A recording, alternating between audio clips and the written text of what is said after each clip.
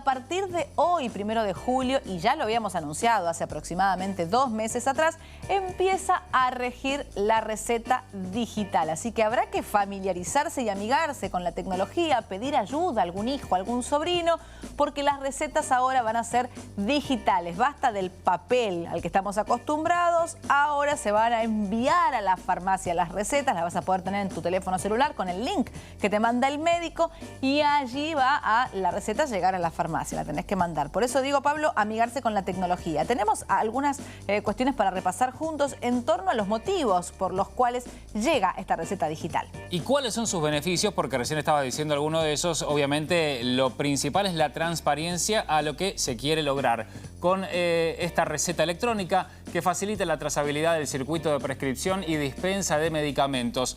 Ya con ese link que recién decía Eleonora, automáticamente va a estar el duplicado que necesita también la farmacia, el que tenés que tener vos, y el que te brinda con el sello digital de cada médico, dando las indicaciones correspondientes de cada medicamento. Simplifica los procesos administrativos, reduce los errores humanos, porque automáticamente ya va a estar todo tabulado como para saber cuáles son los medicamentos, cuáles son las dosis, y eso va a ayudar y agilizar mucho. ¿Y sabés qué, Pablo? Para los médicos es muy sencillo, porque de verdad tienen ellos la aplicación en su celular, se la descargan, obviamente que cargan todos los datos de la matrícula y demás, pero viste que a los médicos no les gusta escribir. Y se nota cuando hacen las recetas, viste que a veces son verdaderamente complicadas, ilegibles. Ves una droga y es muy difícil saber qué droga pusieron ahí. Sí. Bueno, esto no solamente reduce la posibilidad de error, que todos nos podemos equivocar, sino que además es mucho más claro, ¿no? Tenés el nombre del medicamento que te han recomendado y además la droga. Entonces, bueno, no solamente puedes buscar otras alternativas, sino que haces más ágil, ¿no? El asunto de ir a la farmacia y, digamos, no hay chance de que se equivoquen porque está escrito ahí, digitalizado, ¿no? Y no es, digamos, de puño y letra, que es más difícil. Así que se van a reducir esos errores de no entender la letra. Brinda herramientas para tomar decisiones de tratamiento más informadas. Y por último, con la receta electrónica es más simple adquirir un medicamento en base a todo esto que te estábamos explicando. Desde hoy, lo nuevo que se viene, la receta electrónica, es un hecho. Maru Pampí me estuvo trabajando con respecto a este tema y esto tiene para contarnos. Maru, bienvenida. Pablo, Eleonora, buenas tardes. Bueno, vinimos a la farmacia para conocer en qué es lo que va a cambiar, porque muchos del otro lado escucharon la noticia, pero no saben en cuánto va a cambiar en la dinámica, en el momento de tener que ir al médico, de cómo pido la receta, si ya tengo la receta en casa, si la puedo traer, si ya no sirve. Bueno, todas estas preguntas estamos con Carlos para que nos responda. Bueno, gracias por atendernos y en principio queremos consultarte este tiempo que todo el mundo sabe, o algunos todavía se están enterando, ¿cómo va a funcionar el tema de las recetas? Por ejemplo, yo ahora en casa tengo una receta que me la hizo mi médico, de manera escrita y manuscrita. ¿Me sirve todavía? ¿Tengo que pasarla digital? ¿Cómo va a ser de acá en adelante? Sí, hasta fin de año la receta manuscrita, hecha dentro de las normas normales, es una redundancia, pero hecha dentro de las características normales de una receta manuscrita, van a seguir coexistiendo hasta fin de año. ¿No hace falta tener que ir al médico para transcribirlas, por ejemplo? No, hasta fin de año van a coexistir 3 tipos de recetas. La manuscrita tradicional, la electrónica que venían realizando ya los médicos o las instituciones adheridas a determinadas plataformas, más las recetas hechas por médicos o instituciones que se hayan adherido a un nuevo registro de recetas electrónicas que creó el Ministerio de Salud. Actualmente, tanto las farmacias como los médicos se tienen que inscribir en ese sistema. ¿Y cuánto tiempo tienen? ¿Cuál es el plazo también para poder, bueno, hacer que todo este circuito funcione? Por un lado, la inscripción y por otro lado, van a estar conviviendo al mismo tiempo las primeras personas que empiecen a utilizar esta receta digital. Van a coexistir durante 6 meses. 180 días es el plazo que puso el Ministerio de Salud. Para la inscripción inclusive, tanto de farmacias como de médicos. Exactamente, las farmacias ya estamos adheridas, yo creo que la gran mayoría, pero los médicos y las instituciones tienen 180 días para hacerlo dentro del registro nuevo que creó el Ministerio de Salud.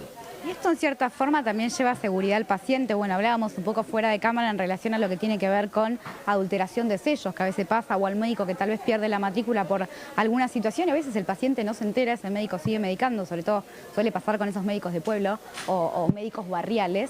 Esta situación va a dejar de existir porque si no existe la matrícula online del médico que esté especificando que puede seguir ejerciendo la medicina, no tiene la posibilidad de hacer este tipo de recetas digitales. Exactamente, es así. Nosotros muchas veces nos ha pasado de encontrar sellos apócrifos o personas sin escrúpulos, obviamente, que prescriben sin ser médicos o que han adulterado sellos para poder generar recetas. Con esta nueva implementación eso desaparece porque cada médico, cada profesional de la salud va a tener que estar incluido dentro del sistema, por lo tanto no va a haber ese tipo de problemas. ¿Cómo es, por ejemplo, en el caso de los abuelos, que es donde más confusión lleva o lo más difícil adaptarse a veces cuando aparecen nuevas realidades? Vamos al médico, el médico me da la receta del medicamento que utilizo todos los meses. Si va a ser de manera digital, ¿cómo me la da? ¿Cómo voy yo a la farmacia para pedir ese remedio? ¿Cómo va a ser un poco ese circuito? De la misma manera, es decir, van a ir al médico, pero el médico en lugar de darle una receta manuscrita, le va a dar la receta electrónica o se la va a enviar por medios electrónicos al paciente para que una vez que venga a la farmacia nosotros le podamos imprimir esa receta que el médico le envió. Imagino también que hay muchas dudas que van a ir surgiendo en el momento que se empieza a implementar y aplicarse. Pero ¿qué pasa cuando, por ejemplo, se cae el sistema? ¿O qué pasa en esos pueblos, por ejemplo, alejados, donde, por ejemplo, en el día de hoy todavía no tienen internet o no tienen esta posibilidad de poder acceder a esta receta digital? ¿Va a haber que moverse a otros lugares para poder acceder a la salud? Bueno, en este caso a los medicamentos. Es decir, en los lugares donde no haya internet, indudablemente va a seguir subsistiendo el mismo problema que hay ahora. Porque como en este momento también tenemos recetas electrónicas, en esos lugares supuestamente no podrían estar dispensándolas. Pero bueno, va a haber que ir adaptando todos los sistemas para que eso ocurra. No va a haber otra forma, es decir, la única va a ser esa. Van a tener que implementarlo sí o sí. De alguna forma hay que adaptarse al nuevo sistema. A los nuevos sistemas y a las nuevas tecnologías. Por último, para la gente, ¿no?, que nos está viendo del otro lado, ¿hay algo que tiene que tener en cuenta en el momento de revisar esa receta digital? ¿Es lo mismo que antes? ¿Hay algún número determinado? No sé, por ejemplo, si la farmacia está habilitada, si el médico está habilitado. ¿Hay algo determinado donde uno puede decir, bueno, esta receta puedo chequear tal cosa, o sigue siendo igual para el usuario? Sigue siendo exactamente igual. Lo único que nosotros siempre le recomendamos al paciente es que cheque que su número de afiliado a la obra social o a la prepaga que tenga sea el exacto, que la fecha esté dentro de los mandatos originales que mandan las prepagas o las obras sociales y nada más, ninguna otra cosa más. Es decir, el médico indudablemente, si es el que lo venía atendiendo, va a seguir estando habilitado.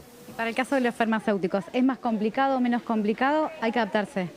Es mucho más simple tenerlo, porque siempre chocamos, si bien es cierto que tenemos mucha experiencia para poder leer las recetas, la legibilidad de las mismas a veces se complica, no tanto por el medicamento, sino por las indicaciones que da el médico.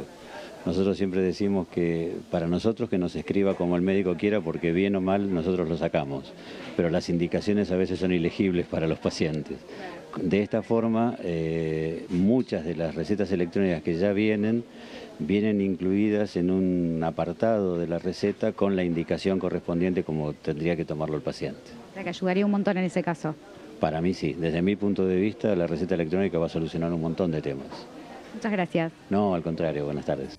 Bueno, agradecemos a nuestra compañera Maru Pampín, a Carlos también, que nos daba en primera persona esa esperanza. Nos quedamos con ese último mensaje, con esa intención de que esta receta electrónica venga a solucionar tantos problemas para todos los farmacéuticos.